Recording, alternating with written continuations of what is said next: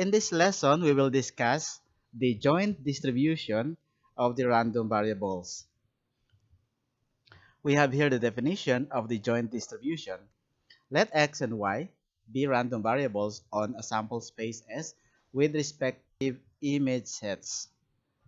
The image set of the random variable x is the set x sub 1, x sub 2, x sub 3, and so on up to x sub n.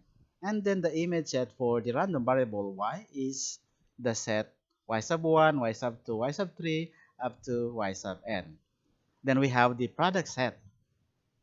Random variable x times the random variable y is equal to the set of the ordered pairs x sub 1, y sub 1, x sub 1, y sub 2, x sub 1, y sub 3, and so on up to x sub n, y sub n. And then the probability of each of these ordered pair here is just equal to the probability of the random variable x equals x sub I and y equals y sub I, which we write as h of x sub I, y sub I. This function h on this product set that is defined by this formula, that is h of the x sub I, y sub I equals the probability that x equals x sub I and y equals y sub I. This is called the joint distribution or joint probability function of x and y, and is usually given in the form of a table. So on the row 1, we have the y, the random variable y, with its element y sub 1, y sub 2, up to y sub n, and then sum. On the column 1, we have the random variable x with its element x sub 1, x sub 2, up to x sub n, and the sum. Itong x sub 1 example, meron siyang mga probability. This one, the probability of the ordered pair x sub 1 and y sub 1 is ito. And then the probability of x sub 1 and y sub 2 is nandito, and so on. And then when you sum up horizontally dun sa row natin, okay, the sum of the x sub 1 example ay the function of x sub 1, and then and so on, ganon din. And vertically, yung sum nung y sub 1, y sub 2, and so on, ito din yung function of this y sub 1, y sub 2, and so on. And then we define the function of x sub I equals this, the summation of h of x, y, and then the g of y equals the summation of the h, x sub I, and y sub I. The joint distribution h must satisfy these two conditions. The probability of each ordered pair must be greater than or equal to 0. And then the sum of all the probabilities must be equal to 1. And we have here the formula for the covariance of the random variable x and y, this one. Pero mas applicable gamitin. In our examples, ito yung ginamit natin, itong equivalent formula, which is ito, yung nasa pinaka-last line. And then we have here the formula for the correlation of the random variable x and y, nandito. So we will use that later. The correlation is dimensionless, sabi nga dito, and it must have the following properties. The correlation of x and y is the same as the correlation of y and x, pwedeng baliktarin. Then the correlation must be from negative 1 to 1. So alam nyo na yan sa statistics na ganyan yung correlation. The same lang sila, iba nga lang yung formula dito. Number 3, the correlation of x and x is equal to 1. Pag ginawa natin negative yung isang x, that will be negative 1. Of course, the correlation of a variable to itself is perfect, no? And that is equal to 1. And then the correlation of, let's say, nag-multiply tayo ng constant dun sa random variable and nag-add ng another constant for that product. So the correlation of that is the same as the correlation of the x and y. Kasi pareho lang naman yung nilagay natin na constant. We multiply and then we add. So, pareho lang yung correlation. The correlation is not affected.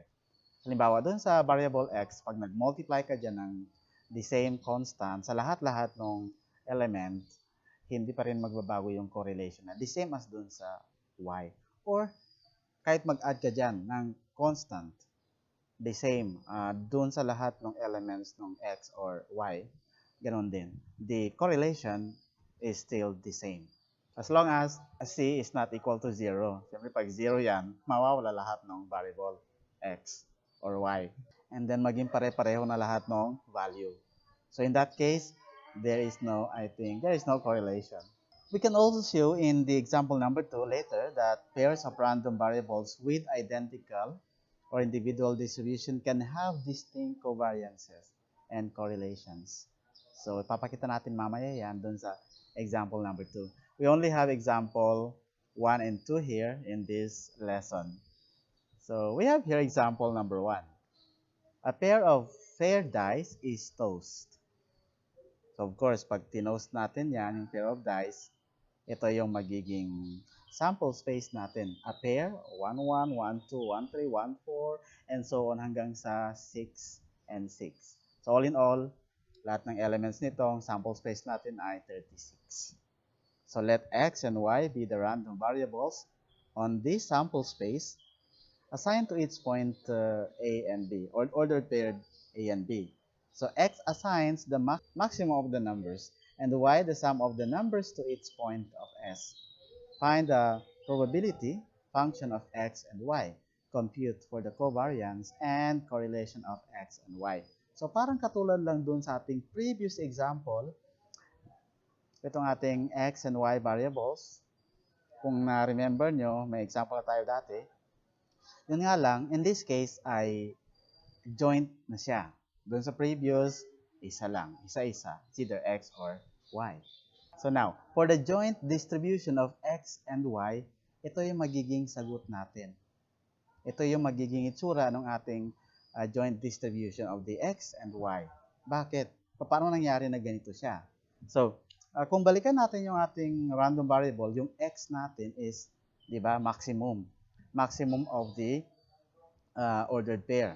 And then yung y natin, the sum of that first and second element. So yung sa ating random variable x, meron tayong 6 na elements. We have 1, 2, 3, 4, 5, 6. Kasi ito lang naman yung pwedeng mag-maximum sa bawat sample space doon sa ating event kanina. And then ang y natin, yung sum of the ordered pair is starting from 2. Kasi pinaka-minimum naman ay 1 and 1. So, 2 yun. And then, pinaka-maximum natin is 12, which is yung pair ng 6 and 6. That's 12. So, 2, 3, 4, 5, 6, 7, 8, 9, 10, up to 12 yung ating elements ng random variable y. Now, paano nakuha itong 1 over 36 dito? The probability of the pair 1 and 2. Ang ibig sabihin kasi nun, example nito, we have here h of these 3 and 5. That is equal to the probability that x equals 3 and y equals 5. So, ibig sabihin, x here, 3, ito yung maximum dun sa pair. Ibig sabihin ng 3 and 5, yung 3 dito must be the maximum in the pair, and then yung 5 dito must be the sum of the pair, according to the x and y random variables natin in the given problem. It means that probability of this pair, 3 and 5, is 2 over 36 dahil dalawang pair lang doon, yung meron siyang maximum na 3, na ang sum niya ay 5. Yun ang ibig sabihin. 3 and 2, maximum nito ay 3, ang sum nila ay 5. That's why 3 and 5 yung nandun sa joint. And 2 and 3 is also, maximum dito is 3, at ang sum nito ay 5. So, ibig sabihin, dalawang element lang yung pwedeng magkaroon ng sum of 5 and with the maximum of 3. At ito yon 2. 2 out of the 36 sample space. Kaya, 2 over 36 yung sagot. So, ganyan ha. That's h 3, 5. Nasaan ba yan? 3 and 5 nandito. 2 over 36. So, yan. Ganyan din yung explanation ng lahat ng probability dito. Example naman ito. 2/36 itong pair ng 3 and 4. Sabihin maximum of 3 with maximum of 3 and the sum of 4. So, bakit 2 yan? Kasi meron lang din tayong dalawang pair like 1 and 3 at saka 3 and 1. Yun lang. Wala nang ibang pwedeng pair na mag-sum up siya ng 4 and with a maximum of 3. Okay? So, ganun siya. Now, let's see others here. Tingnan natin. Eto, 1/36. Bakit 1/36? Yung pair ng 1 and 2. The probability is just 1/36. Dahil ang sa maximum natin na 1, isa lang yung element na may maximum na 1. That's 1, 1. Tapos meron siyang sum na 2. 1 and 1. And the sum of that is 2. So only 1. The first element, 1, 1. Yung first pair doon sa sample space. O ito, 3 and 2. 2 and 3. Bakit dalawa? 2/36. Kasi yung maximum na 2, na ang sum niya ay 3, ay 1 and 2 at saka 2 and 1 na pares. Yun siya. So I hope naintindihan nyo kung paano naging ganito. Let's say, kukuha tayo dito sa gitna banda para makita natin. Ito, 2/36. Yung pair ng 5 and 9. Sabihin, may maximum na 5 at saka may sum na 9. So, dalawa lang din. Ano yung dalawa na yon? 4 and 5 at saka 5 and 4. Yun. Kaya, dalawa lang. So, the probability there is still 2/36. Okay? So, yun ang ibig sabihin yan. So, I hope naintindihan nyo yan. To solve for the expectation or the mean of the x and y random variables, ito yung ating formula, okay, from our previous. The expectation of x, y equals this one, the summation of x sub 1 times y sub 1 times the probability of the pair x sub I and y sub I. I pala yun, 1 yung pagbasa ko kanina. So, the first pair there, the first in the sum there is 1 times 2 times 1/36. Saan ang galing yan? Dito lang naman yung mga walang zero dito. 1 times 2 times 1/36. Yan. Plus 2 times 3 times 2/36. Plus 2 times 4 times 1/36. So, lahat lang nitong may laman. 3 times 4 times 2/36 plus 3 times 5 times over 36 and so on. So, ganun yung pagkuha niyan, kaya nakuha ito mga to at this one. So, pag i-plus natin lahat yan, plus, lahat ng products na to, that is equal to 1,232/36. That is equal to 34.2. Yan yung ating mean ng ating joint random variable na x and y. Now, for the covariance, we need to find first the distribution for the separate for the x and for the y kasi kailangan natin i-solve muna yung mean ng x random variable at saka yung y kasi kailangan yan sa formula ng ating variance. Because the formula for the variance is eto. The expectation of x squared minus the mu of x squared. So, kaya kailangan natin talagang balikan yung ating previous na lesson, which is getting the distribution for x. Nasagot na natin ito noon. We have, yung x natin ay alam natin na yung maximum. So, there are 1, 2, 3, 4, 5, and 6 na mga elements. And then the probability of this is this one. 1/36, 3/36, 5/36. Now, I hope you can remember kung bakit the probability ng x equals 2 ay 3/36. Dahil tatlo, doon sa 36 na pares ang may maximum na 2. Yan yung 1, 2, 2, 2, at saka 2, 1. Kaya tatlo, 3/36. O yun yung pagkuha niya na, if you remember. Etong 3 naman, bakit 5/36? Kasi 5 out of the 36, yung may maximum na 3. That's 1, 3, 2, 3, and then balik rin natin 3, 2, and then 3, 1, and then yung 3, 3. 5 lahat yon. So, I hope you can still remember paano ito kinuha. So, hindi ko na i-discuss lahat ito kasi ganun yun, no? In the previous lesson natin. Itong 6, sige, last para mas maintindihan nyo. 11 over 36 ang kanyang probability. Kasi 11 out of the 36 ang may maximum na 6. Sige, ano-ano yon? We have 1, 6, 2, 6, 3, 6, 4, 6, 5, 6, 6, 6. And then balik ta rin. 6, 5, 6, 4, hanggang sa 6, 1. So, 11 lahat yon. So, that's why 11 over 36.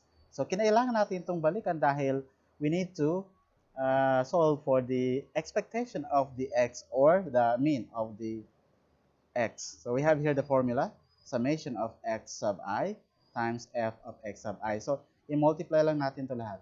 And then i-add 1 times 1 over 36 plus 2 times 3 over 36 plus 3 times this plus 4 times this plus 5 times this plus 6 times this. I-add natin lahat yon. And the answer for that is ito. 161 over 36. Okay, multiply lang to class and then i-add. And then i-divide nyo yung result na. So the answer is 4.47. Ito yung mean or expectation ng random variable x natin. And then, kailangan din natin kunin yung expectation ng x squared dahil kailangan natin to para sa pag-solve ng variance. So we have here expectation of the x squared. So, the same formula, palitan nyo lang yung x ng a-square lang siya, x square. So, square lang yung x, and then i-multiply sa kanyang probability, and i-add. That's 1 square times 1 over 36, 2 square times 3 over 36, plus 3 square times 5 over 36 here, and so on hanggang sa pinaka-last, 6 square times 11 over 36 there. And then, simplify all of this. I-add nyo lang lahat yan. The result of that is 791 over 36. And gawin nyo lang decimal, that's 21.97. Okay, kailangan natin yan para sa pag-solve ng ating variance. So we have here, ito na. For the variance x, ito na yung formula. The expectation of the x square minus mu of the x square. That is equal to, okay, the previous natin na solve, that's 21.97 minus, i-square lang natin itong dito, 4.47. Kaya ang sagot niyan ay 19.98. Diniretso na dito. And then subtracting this, we have 1.99, our variance. At para makuha natin ang standard deviation nito, of course, i-square root lang. Kunin lang ang square root ng 1.99 and the answer is 1.4. 1.4 is our standard deviation of the random variable x. Ganon din ang gawin sa random variable y. We have here the distribution. Okay, balik sa dating gawi. Ang y natin, class, again, i-remember natin yung definition ng y natin. A random variable is the sum of the ordered pair. So we have here, sabi ko nga kanina, minimum of 2, that's 1 and 1, hanggang 12, that's 6 and 6. Okay? So, the probability, itong g of the y sub I, ito na sa second row, ito na yon. So, sige, kuha tayo ng ano dito. Bakit naging ganito? 4. Bakit 3 over 36 yan? 3 out of 36 ang may sum na 4. Piliin lang natin yung ilan doon sa sample space natin yung pair na ang sum niya ay 4. So, ano-ano yun? Bakit 3 yan? We have 1, 3. O, isa na yun. O, balik rin mo. 3, 1. O, that's pangalawa. And then, 2, 2. O, 4 din yun. So, tatlo lang. Wala nang ibang pair na ang kanyang sum ay 4, kundi yung tatlo. 1. O, ganoon din dito. Sa 2.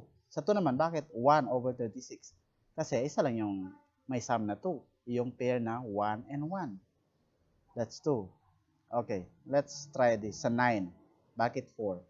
Okay, 4. Kasi 4 doon yung may sum na 9. Yun ay 3 and 6. That's 9. Baliktarin mo 6 and 3. So, dalawa na yun. Another one is 4 and 5.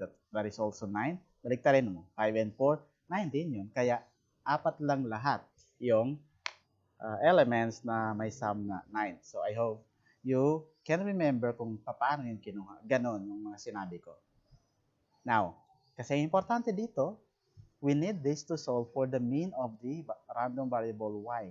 And because this is the formula, summation of y sub I times g of y sub I. So, gano'n lang din, tulad sa x, i-multiply lang din lahat. Ito, 2 times 1 over 36 plus 3 times 2 over 36 plus 4 times 3 over 36 and so on hanggang sa pinakalas, 12 times 1 over 36.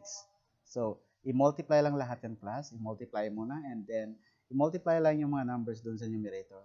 I-add lahat ang numerator, and then i-divide sa 36.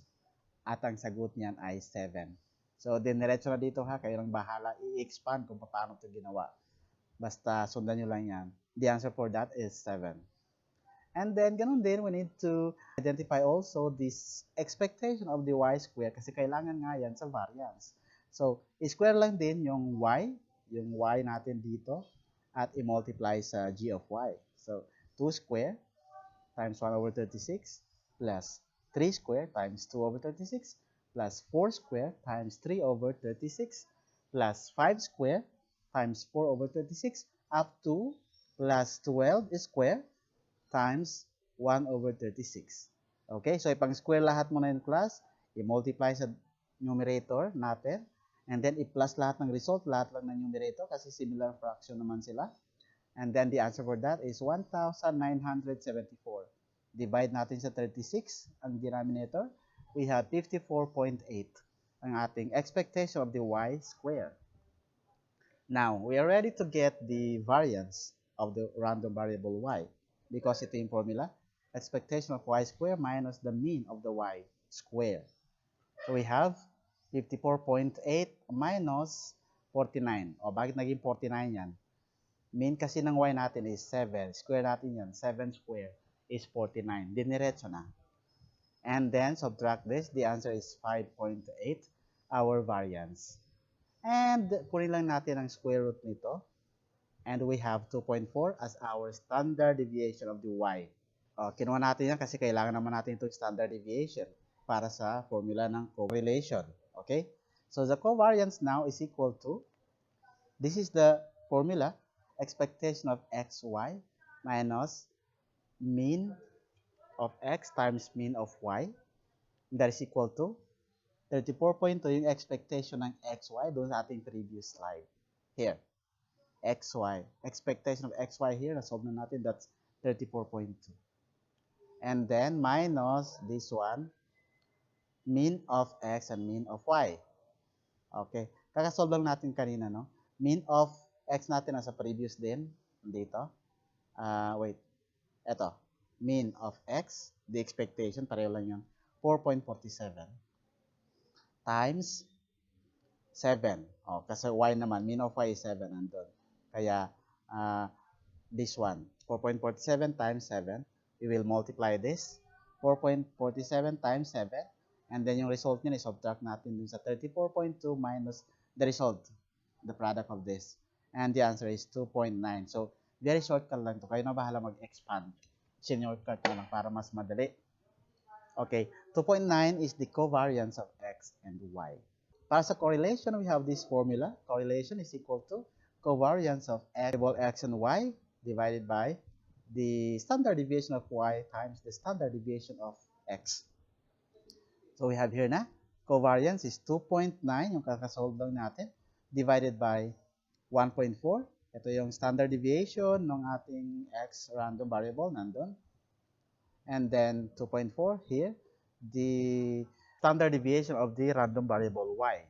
So, i-multiply mo na yung nasa baba class. 1.4 times 2.4. Ano man ang result niyan? Saka kayo mag-divide. 2.9 divided by yung result nung eto. After multiplying. And you will be given with the answer 0.86. And this is now the correlation of the joint random variables x and y. Okay? So I hope you understand this. Now, we have example number 2. Let x and x prime, y prime be random variables with the following joint distributions. So dito sa example na to, given na yung joint distribution andito sa table na to for x and y and for x prime and y prime. Para sa ating x, ang ating x variable or element ng x natin is 1 and 3. Element ng y natin is 4 and 10. Same lang, x sub x prime is 1 and 3 then and y prime is 4 and 10. So, same element sila. That's why, the x and the x prime and then y at saka yung y prime, identical yung kanilang distribution. So, paano kinuha to? From this, paano siya naging ganito? Okay? So, just look at the sum. Dito sa sum nila, class. Okay, dito. Okay? So, ito yung ating x sub I, 1 and 3. So, here, 1 and 3. And then yung sum nito, 1/4 and 1/4 is 1/2. So, 1/2 and 1/2, ito yung probability ng 1 and 3 here. So, f of x sub I, kaya 1/2 and 1/2. Dito nang galing. The same as here. Dito naman yung galing sa table na to. Anyway, pareho lang talaga sila. This one, y prime, 4 and 10. Ayan, 4 and 10. So, yung sum nila dito, 1/2, 1/2, yan din yung andito sa kanilang probability. Okay. So, kung nakikita natin, pareho sila nung x prime, y prime. So, hindi natin kailangan gawaan ng another ganito. Kasi, same lang naman sila. Okay? Nakita nyo, oh. Y prime natin, 4 and 10. The probability is 1/2, 1/2 pa rin dito yung sum. X prime natin, 1 and 3. Probability, 1/2 and 1/2. Sum yun yung, kaya tinawag silang identical.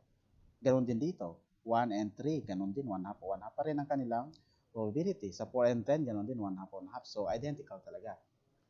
Question here is show that the covariance of x and y is not equal to the covariance of the x prime and y prime, although identical sila ng distribution. Yun yung sinabi doon sa kanina sa introduction na hindi kailangan equal. Ganon din yung kanilang correlation is not also equal. So, we can show that here. Okay, so let's do that. So, we have the expectation of x is this. 1 times 4 times 1/4 plus 1 times 10 times 1/4 plus 3 times 4 times 1/4 plus 3 times 10 times 1/4. Saan galing yan? Dito pa rin. Okay? Dito. X and Y. So, the expectation of this x and y is, ito tulad din ng ginawa natin kanina, i-multiply lang yung x, y, and then the probability. 1 times 4 times 1/4 plus 1 times 10 times 1/4 plus, meron pa ditong 3. 3 times 4 times 1/4 plus 3 times 10 times 1/4. Lahat ng yon. Okay, kung balikan natin, ayun, may 4 na products. So, yung sinabi ko kanina. So, simplify that. 1 times 4 times 1/4 is 4/4. 1 times 10 times 1/4 is 10/4. 3 times 4 times 1/4 is 12/4. Simplify natin yan and i-add lahat. The total is 14. So, 14 is the expectation or the mean of the joint variable x, y. And then yung isa naman, the mean of the other random variable, x prime and y prime is ito. So, 11 magkaiba. Saan galing naman to? Dito sa kabila. Dito sa kabilang table. So, we have here 1 times 4 times 0 plus 1 times 10 times 1/2 plus 3 times 4 times 1/2 plus 3 times 10 times 0. Yun yung pagkuha nitong ating expectation dito. So, simplifying all of this, ito, i-plus lang lahat yan, yung result ng mga yan, and it is 11. Okay, now, bakit binalikan natin to? Kasi kailangan natin kunin yung mean ng x at saka yung y. Kasi kailangan naman yan sa pag-solve ng ating covariance. And then yung covariance din kasi kailangan sa pag-solve ng ating what is that? Correlation. So, kailangan natin isa-isa. So, the mean of this, exactly pareho nga lang sila nung y, yung x prime. Kaya, the mean of the x prime is the same as the mean of the x prime. Yung x. Kasi nga identical nga sila. And that is the expectation of x equals the expectation of x prime. That is, 1 times 1/2, ito. 1 times 1/2 plus 3 times 1/2. And then, simplify that.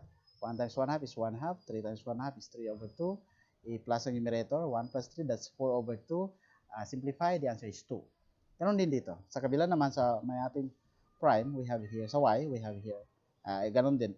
Identical, kaya isa lang. Pareho lang yung prime and yung walang prime. So, we have here the expectation or the mean 4 times 1 half, dito 4 times 1 half plus 10 times 1 half there, 10 times 1 half. So 4 times 1 half is 4 over 2. 10 times 1 half is 10 over 2. I-plus ang numerator, 4 times 10, that's 4. 4 plus 10, I mean, is 14 over 2. And that is 7 if you divide. Okay, we have now the mean of the x and y. We have 2 and 7. So, pwede na natin masolve yung covariance, which is merong formula na ganito. Expectation of y, xy minus the product of their mean. So, we have here 14. Saan galing yung 14? O, nandun. Sinolve natin sa taas. Minus 2 times 7. Kasi ito, 2 and 7 yung ating mean ng x and y. So, 14. 2 times 7 is 14. So, 14 minus 14, 0 ang kanilang covariance. The other one, the covariance of the x prime and y prime is itong formula. So, the expectation of x prime, y prime, and doon sa taas, sinolve na natin, that's 11. So, 11 minus, same lang din yung kanilang mean, 2 times 7. So, this is 14. So, 11 minus 14, negative 3 ang kanilang covariance. So, here, we show that the covariance of the two is not equal. Okay, yun yung purpose lang natin dito, to show that they are not equal. Next, we need to solve for the expectation of the x square. Dahil kailangan natin to sa pag-solve ng variance and standard deviation. Dahil ang standard deviation naman ay kailangan natin sa pag-solve ng correlation. That's why, kailangan natin kunin muna yung expectation ng x square, which is this one. No? So, from the table, previous, square lang din natin yung mga x kanina. So, 1 square times 1 half, kanyang probability or the f of x, plus 3 square times 1 half. So, 1 square is 1, 3 square is 9. So, 1 plus 9, that's why 10 over 2. And the expectation of the x square is 5. And then for the variance, we have here expectation of x square minus the mean of the x. We have 5. Andito yung kakasolve lang natin, minus 2, yung sinolve natin in the previous na mean of the x. So, that's 2 square. 5 minus 4 is 1. That is our variance. Then the standard deviation, of course, just get the square root of that 1. And that is also 1. Ganon din for the y, we need to get or solve for the expectation of the y square. And we just change y. I-square lang natin. Tulad din sa expectation of y kanina, in-square lang natin. So, 4 square times 1 half plus 10 square times 1 half. 4 square is 16. 10 square is 100. So, 100 plus 16 is 116 over 2. And simplify that. That is 58. That is the expectation of the y square. And because we need this to get the variance of the y, because we have here the formula for the variance, expectation of y square minus mean of y square. And then that is equal to 58, yung kakasolve lang natin kanina, minus 7, yung mean ng y in the previous, that's 7, so 7 square, that's 49. So 58 minus 49 equals 9, our variance. Then, the standard deviation of the y, sorry class, this is y, nagmali lang. That is just the square root of the 9, the variance, and it is equal to 3. So this is y, correction. And then now we are ready to solve for the correlation of x and y. So we have here the covariance of x and y. Na-solve natin dun sa previous. Heto. The covariance is 0. Andito siya. So 0 divided by the product of the standard deviation, which is 1 and 3. Ito, kakasolve lang natin, 1 and 3.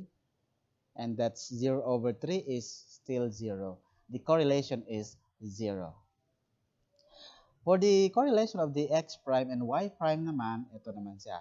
We have here the same formula. So the covariance of x prime, y prime is negative 3. That is from the previous, andito, na-solve natin.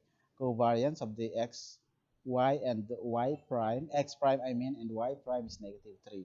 So negative 3 divided by the product of their standard deviations. So take note class, identical, we don't have to solve for them, pareho lang nung x. So same lang yung x and x prime ng standard deviation. Ako 1 and 3 pa din.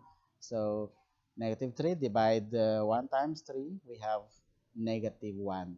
The correlation of the random variable x prime and y prime.